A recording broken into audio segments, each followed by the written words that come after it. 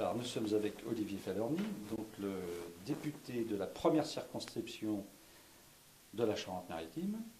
Bonjour Olivier Falorni. Bonjour. L'actualité politique du moment, bien entendu, c'est la réforme territoriale annoncée par le gouvernement. Sur le fond, pensez-vous que cette réforme est nécessaire et justifiée? Et que pensez-vous du redécoupage actuellement proposé, à savoir le rattachement de la région Poitou-Charentes avec le Limousin et le centre? Alors pour répondre à votre première question, je considère que cette réforme territoriale, elle est nécessaire et même indispensable. Aujourd'hui, on a ce qu'on appelle le millefeuille territorial, avec un empilement de strates qui fait que c'est illisible pour les citoyens et même parfois pour les élus. Donc cette réforme territoriale, elle s'impose, et en particulier la carte des régions.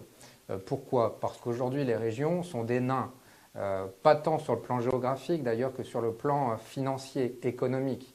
Quand on voit que la région Poitou-Charentes a un budget de 700 millions d'euros, que l'agglomération de La Rochelle a un budget de 400 millions d'euros, que le budget du Conseil général de Charente-Maritime est supérieur à celui de la région, on voit bien que ces régions ne sont pas de taille à concurrencer les Länder allemands ou d'autres régions en Europe. Donc il faut réformer, il faut remanier la carte des régions. Donc sur ces principes, ça me paraît nécessaire, indispensable, et je soutiens cette réforme.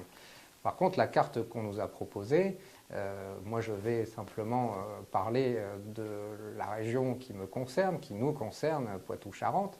Je dois avouer que je suis tombé des nues lorsque j'ai vu le résultat. D'abord, le feuilleton un peu grotesque que nous avons eu. Le dimanche, dans le JDD, on nous annonçait un mariage avec le centre.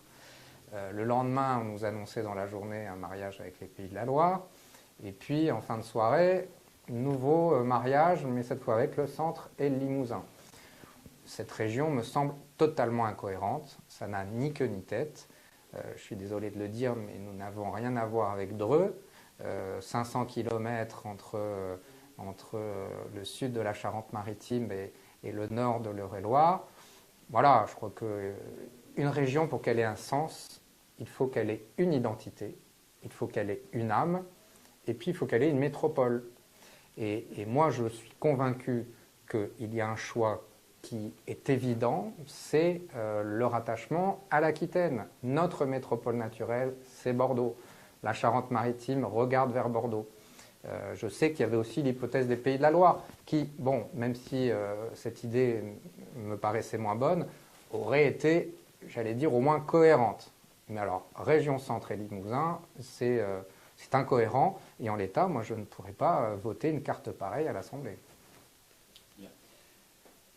On n'a pas beaucoup de temps, donc on va vous poser une autre question qui n'a rien à voir avec la première. Donc, vous avez soutenu activement la candidature de Jean-François Fontaine pour les municipales de La Rochelle. Jean-François Fontaine est devenu maire, comme vous le savez, ainsi que il a pris la présidence de la CDA. Quelles sont vos premières réflexions par rapport à ces événements?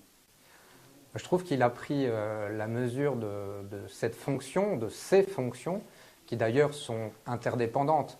On parlait des collectivités locales et de la réforme territoriale. On voit que l'intercommunalité, aujourd'hui, joue un rôle majeur.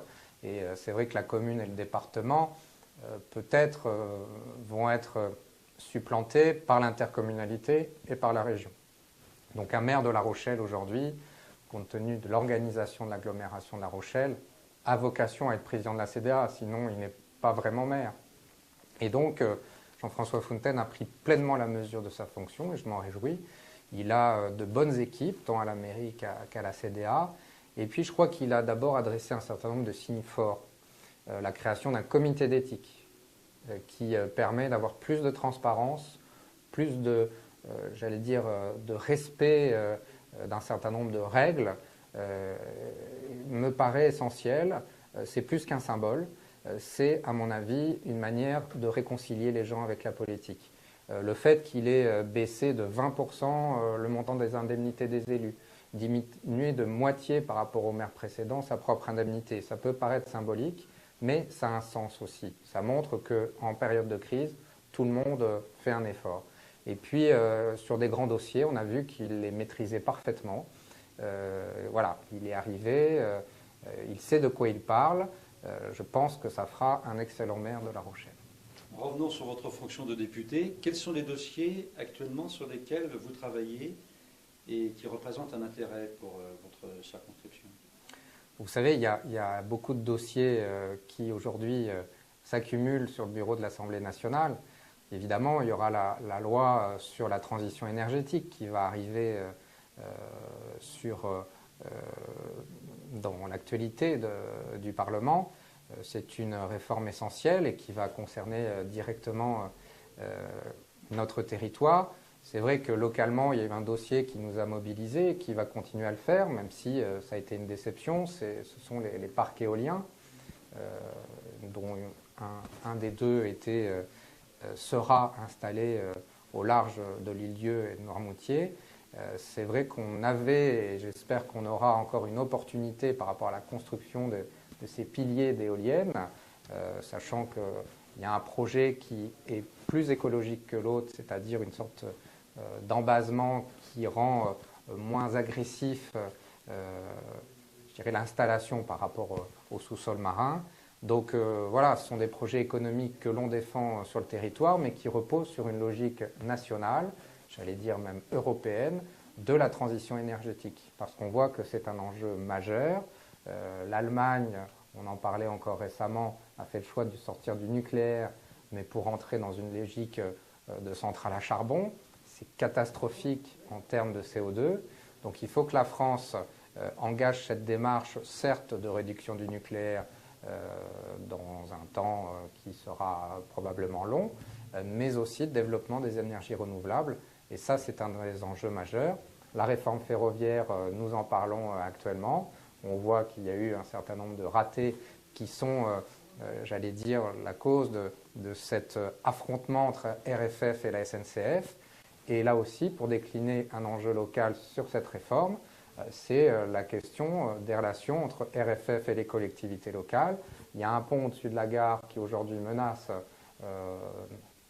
de s'écrouler, c'est un grand mot, mais en tout cas qui est fortement détérioré, c'est le pont de Tadon.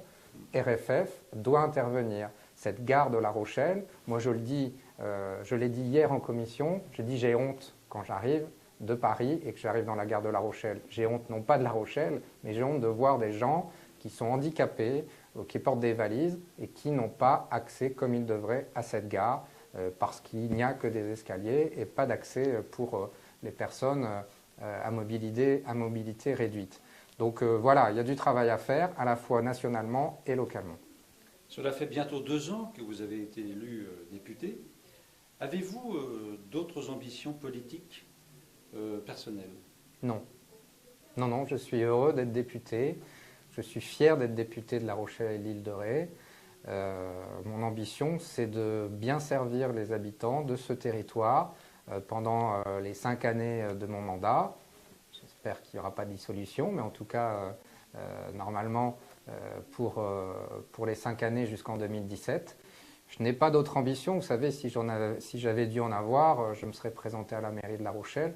Beaucoup m'y poussaient, beaucoup m'y incitaient. Il y avait un très bon candidat que j'ai soutenu. Et moi, je l'ai dit, je veux me consacrer à plein temps à mon mandat de député. Je ne dévie pas de cette ligne, comme j'essaye de façon générale de ne pas dévier de mes engagements. Et donc, voilà, je suis député, heureux de l'être, et je n'ai pas d'autres ambitions politiques. Olivier Faverny, merci beaucoup pour cet entretien. Merci à vous.